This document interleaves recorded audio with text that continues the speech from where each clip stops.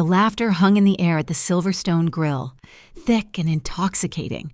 I sat there, frozen, watching my husband, Julian, at the head of the table, basking in the glow of his achievement.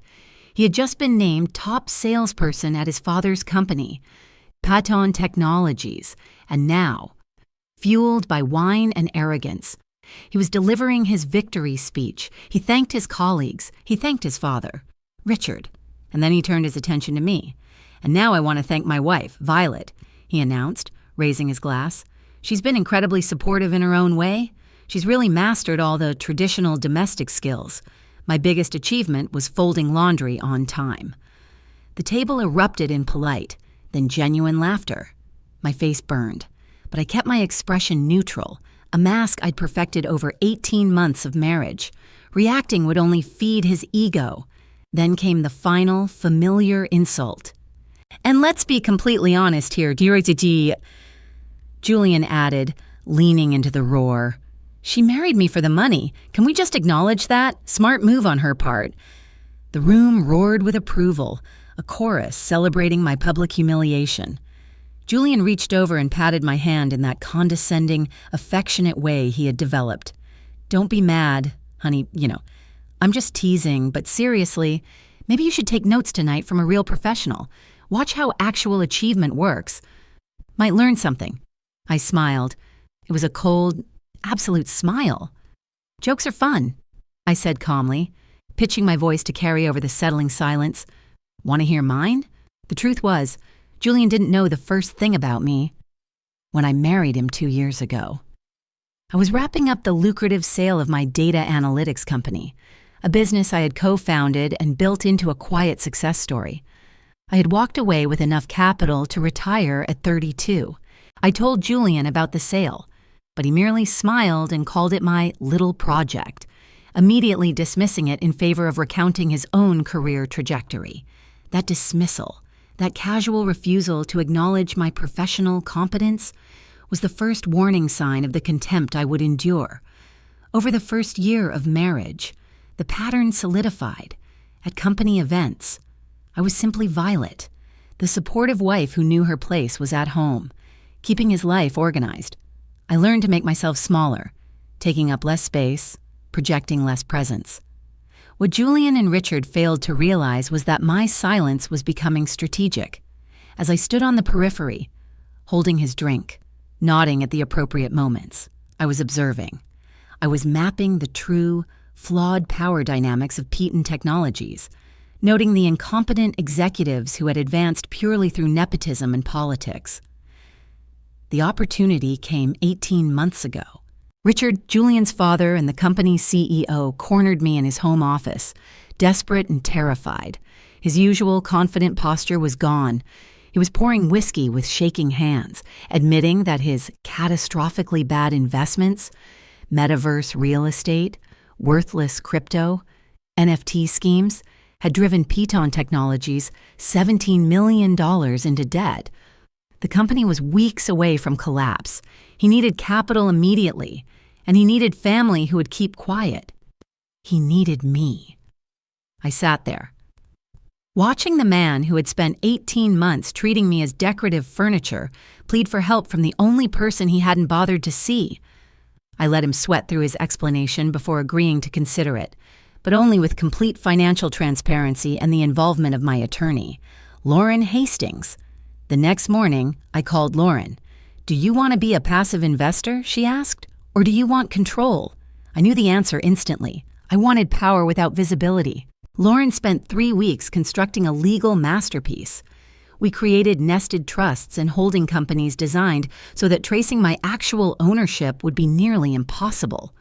The agreement stipulated that I controlled 56% of Piton Technologies, the majority shareholder. Richard was too desperate and too arrogant to read the fine print. He just assumed I was behaving the way family was supposed to, providing rescue capital without demanding control. Julian knew none of it. For 18 months, I played the role perfectly, patiently waiting for the moment when their dismissive treatment of me would publicly justify the response I was about to deliver. And tonight, Julian had handed me that justification on a silver platter. I reached into my handbag and pulled out the crisp, thick manila envelope containing the legal documents and Julian's termination letter. I slid it across the white tablecloth toward him. His confident smile completely fell apart. "What's this?" he asked, his voice shaking. "Open it," I said simply. The entire table was quiet, sensing the sudden, dangerous shift in atmosphere. I watched his eyes scan the first page. The corporate ownership structure of P10 Technologies laid bare. I watched the exact moment comprehension hit. The color drained from his face so completely, he looked like he might faint. "I own 56% of P10 Technologies," I announced, my voice clear and measured, carrying across the stunned silence. "Which means, Julian Peton, I own this company. Your father's company." I paused, letting the reality sink into every frozen face. Richard's hand, reaching for his wineglass, was suspended midair. "And effective immediately." I finished, the words dropping like stones. "You're fired!" Chaos erupted. Richard lunged across the table, snatching the papers, his face transitioning from horror to rage. "This is impossible. Violet, we had an agreement. You were supposed to be a passive investor." "I said I wasn't interested in day-to-day management, Richard," I corrected gently. "I never surrendered decision-making authority over major corporate actions. You were too desperate to read the terms carefully. That's not my problem." Julian finally found his voice, high and cracked. "But you told me you were doing consulting work. You never mentioned owning a company, let alone this company." "You never asked," I replied. "You were too busy telling me about your achievements to inquire about mine, too focused on your success to wonder where the capital came from that saved your father's business when it was drowning in $17 million of debt from catastrophically bad investments." Richard, pale and shaking, roared about a joke. "You can't fire my son over a joke. This is absurd." "This has nothing to do with tonight's joke," I interrupted, standing up and smoothing my dress. "This is about the fact that nepotism and mediocrity are poor foundations for sustainable business growth. Julian held his position because he is your son, not because he was the best person for the role. That culture is fundamentally broken." I looked around the table at the astonished faces, the people who had spent 18 months treating me as inconsequential. "Thank you for dinner, everyone," I said, picking up my handbag. "The steak was truly excellent." I walked toward the exit, leaving the entire table in turmoil behind me. I drove home through quiet streets, the sound of my phone buzzing relentlessly in my handbag ignored. There was nothing to fix. This was not a misunderstanding. This was the inevitable consequence of systematic dismissal. The next morning, the media frenzy began.